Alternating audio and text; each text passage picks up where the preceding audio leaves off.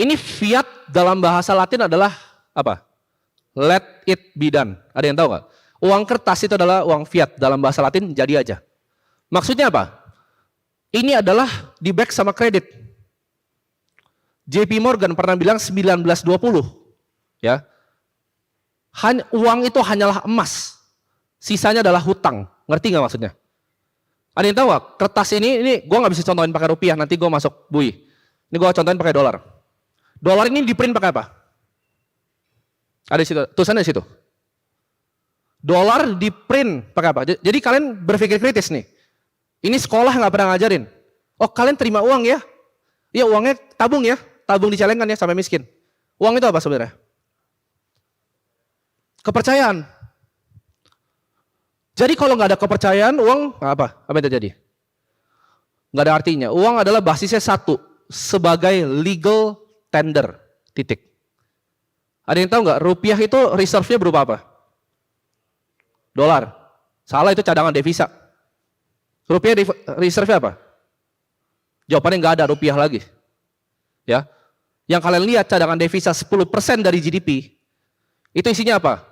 Dolar, Japanese yen, Chinese yuan. Itu basket doang, yang kecil dibanding peredaran rupiah. Rupiah itu cuma di-back sama rupiah. Next. Nah, ini kalian bingung kan? Gimana caranya bisa bikin uang dari langit? Ini gue ajarin kalian. Kalau kalian ngerti sistem ini, ya, ini adalah sistem yang mungkin banyak dari kalian nggak ngerti di sini.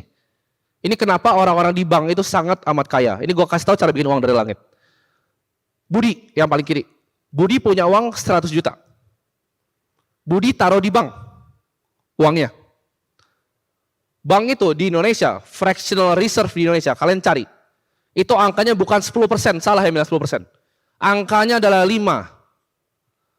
Ya kan? Kalian diajarin fractional reserve putarannya 10 kali kan? 7 sampai 10. Putarannya lebih dari 10. Gua akan tunjukin di sini. 10 juta, bank simpen cuma 5 juta. Bayangin. Kalian taruh 100 juta nih, di bank manapun, dia cuma pegang 5 juta uang kalian. Jadi kalau kita rame-rame tarik semua uang kita nih sini, ya kalau kita mah nggak berpengaruh tuh. Kita ngomong ke semua orang tarik uang di bank, apa yang terjadi?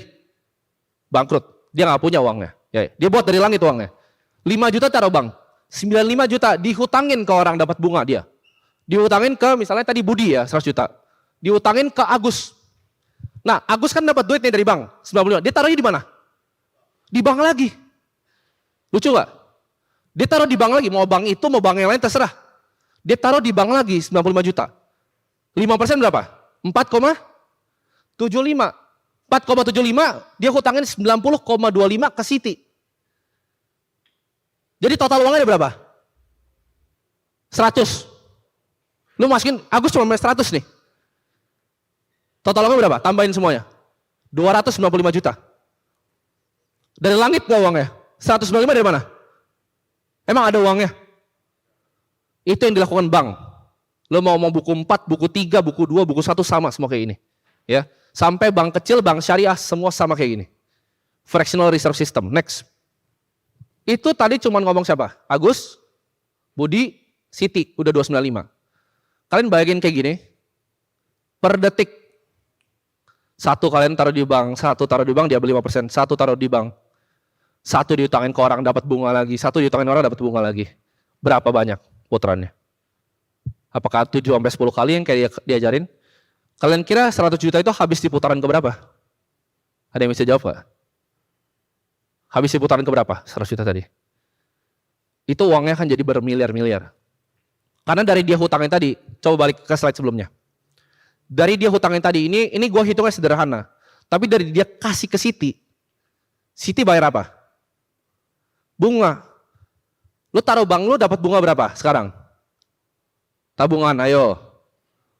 0, berapa? Dia kasih ke orang berapa? Nah, coba pikir.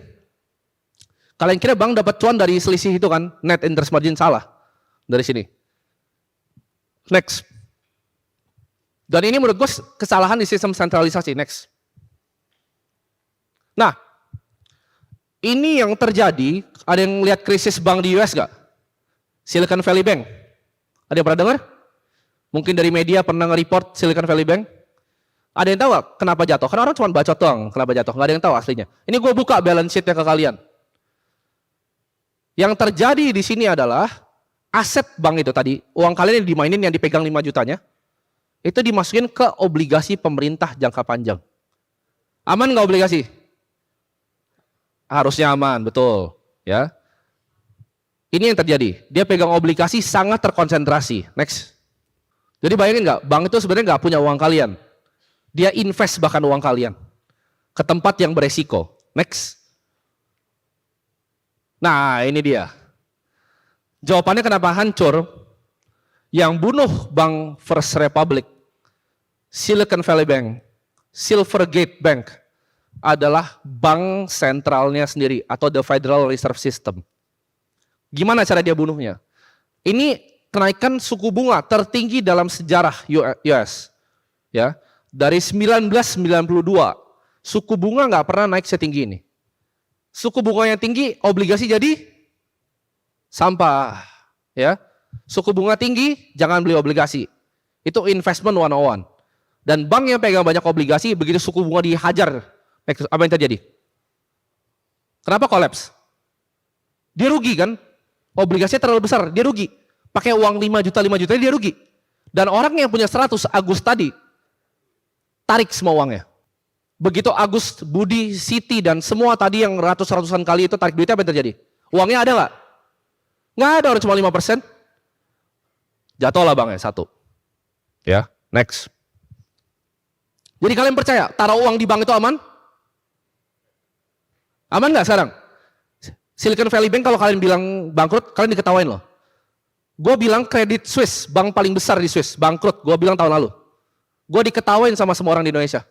Apa yang terjadi? Bangkrut gak? Bangkrut. Jadi kalian kira bank di Indonesia yang kecil-kecil ini gak bisa bangkrut? Cuman perlu 1 orang aja ngebankran 1 bank, beres. Rame-rame aja 1 bank, ditarik semuanya. Gak usah banyak-banyak, 20% uangnya. Selesai tamat, karena cuma 5% reserve ya.